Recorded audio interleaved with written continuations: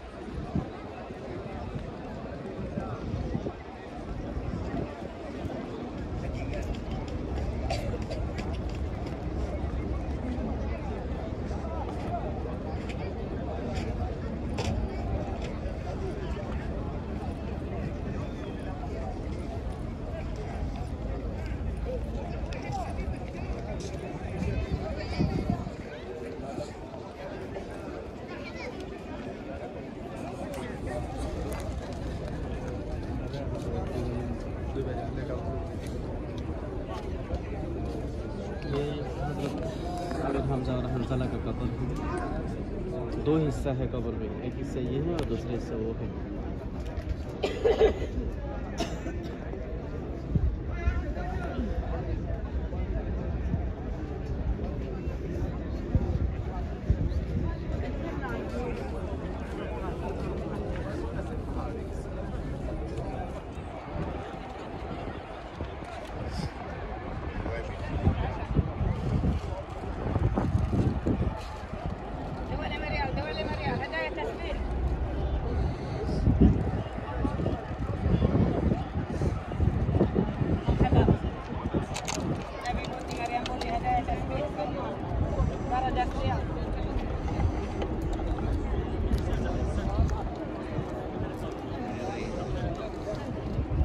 আমি ওদের কার্ডের উপরে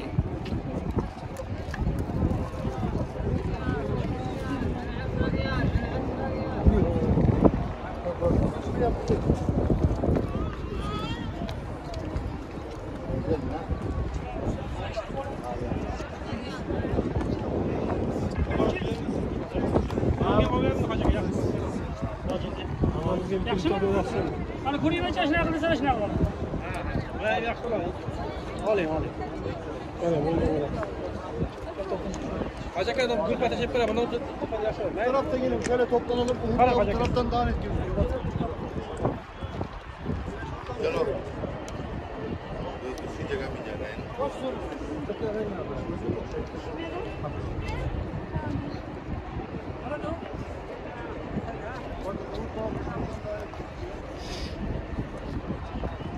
Şunlar işte bu tepede inşallah. ये Halit abi arka taraftan geliyor. Resulullah sallallahu aleyhi ve sellem Uhud kamerası. Bu tarafa doğru. Bu tarafa doğru bakıyor. Halit binlerin arka tarafı. Okçular bu tepede. Resulullah sallallahu aleyhi ve sellem kesinlikle diyor, bu tepeden ayrılmayın. Bizi parçaladıklarını görseniz, kuşlar gagalarıyla uzak gene biz savaşı kazansak da düşman kaçıp gitse de biz benden size bir emir gelmedik.